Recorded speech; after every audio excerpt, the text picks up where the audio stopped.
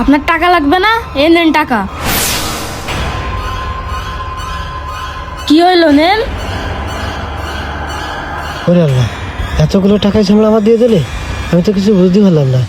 হনি, তুমি এতগুলো টাকা দিচ্ছ, তোমার বাড়িতে কিছু কবেন না তো? আরে না কাকা, আমার বাড়িতে কিছু কবেন না। আমি এই বাড়ির সব, আমি বাড়ি যা কব তাই হবে। তারপরেও মনি, তুমি এতগুলো টাকা আমার দিচ্ছ, তোমার বাড়িতে যদি বগে? আরে না কাকা, আপনারা গলাম না আমি এই বাড়ির সব। ও ওইসব টাকা লাগবে না, নিয়ে জানো। তারপরেও বাবা, এতগুলো টাকা তো মানুষ ভিক্ষে দেয় না, তুমি টাকাগুলো রেখে দাও বাপ। আরে ভারী জ্বালা তো, আপনারা গলাম না ওই টাকা লাগবে না। যান যান, আপনি নিয়ে যান। ছিলিফিলি মানুষ দেশে যতক্ষণ নিয়ে যায়।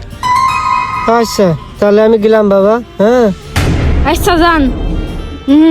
যা চান্দু, নিয়ে যা। ওই টাকা নিয়েও বা তুই কি করবি? এত টাকা কি করবো আমি?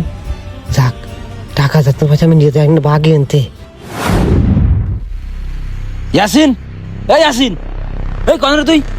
হাট, এদিকে আয়। কি আছে? এই তুই এদিকে আয়, আমার সামনে আয়।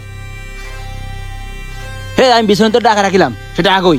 হেই, ওটা আগে করেছিস? টাকা? কিসের টাকা? কোন টাকার কথা করছো?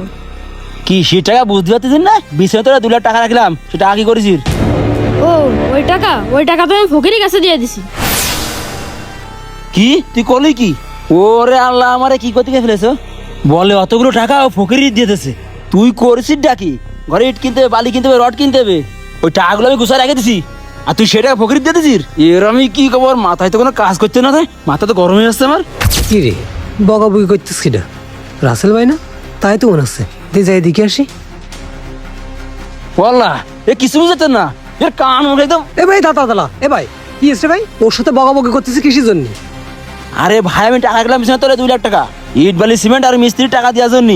সেই টাকা কোন ফকির দিয়ে দিছে? ফকির দিয়ে দিয়েছে মানে? এ আসিন, সত্যি কি তুই ফকির দিয়ে দিছিস? হ্যাঁ কাকা, ওই টাকা আমি ফকিরে দিয়ে দিছি। ফকির দিয়ে দিছিস? আচ্ছা কি আছে একটু খুলে কদিনই। তাহলে শোনেন,